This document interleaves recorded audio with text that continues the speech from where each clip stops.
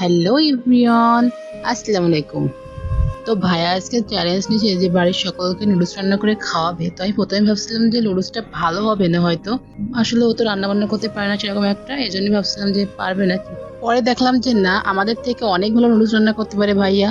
তো তোমাদেরকে বলছিলাম যে ভাইয়ার স্পেশাল নুডলস রান্নার রেসিপিটা অবশ্যই তোমাদের সাথে শেয়ার করব। তো চলো বেশি কথা না বলে নুডলস রান্নার রেসিপিটা তোমাদেরকে দেখাই। তো প্রথমে এখানে মরিচ আর পেঁয়াজ কাটতেছে। গাইস দেখো মরিচটা কিভাবে কাটতেছে, কাঁটা চামচ দিয়ে মরিচটা চেপে দেয় তার ছুরি দিয়ে কাটতেছে, এরকম কখনো দেখছো আগে? তারপর মটরশুঁটি আর হচ্ছে নুডলসটা সিদ্ধ করতে দিয়ে দিচ্ছে পানির ভিতর। তো এদিকে কিন্তু মটরশুঁটি আর হচ্ছে নুডলসটা প্রায় সিদ্ধ হয়ে গেছে। এখন একটা চালনের ভিতর ঢেলে তার পানিটা ঝরিয়ে নিবে।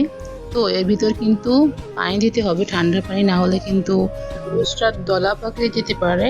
এবার হচ্ছে রান্নার মেন পার্ট, প্রথমে দিয়ে দিচ্ছে কড়াইতে তেল, তারপর এর ভিতরে দিয়ে দিচ্ছে হচ্ছে মরিচ আর পেঁয়াজগুলো, দিয়ে এগুলোকে একটু ভেজে নিবে।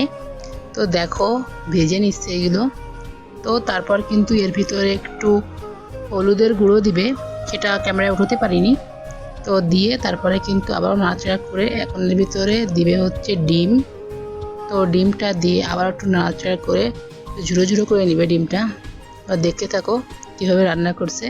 তো ডিমটা ঝুড়ো ঝুড়ো হয়ে গেলে ভাইয়া কিন্তু এবার এর ভিতরে দিয়ে দিতে হচ্ছে সিদ্ধ করে রাখা নুডলস আর মটরশুঁটিগুলো।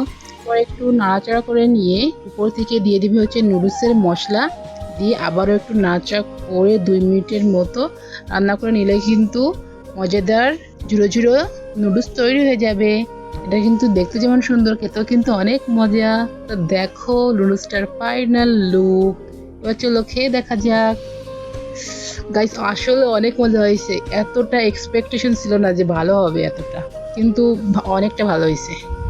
তো গাইস আমাদের ভাই বোনের রান্নার ভিডিও যদি তোমাদের কাছে ভালো লাগে তাহলে অবশ্যই লাইক করো অ্যান্ড কমেন্ট করতে ভুলো না কিন্তু। তো সবাই ভালো থাকো, আল্লাহ হাফেজ।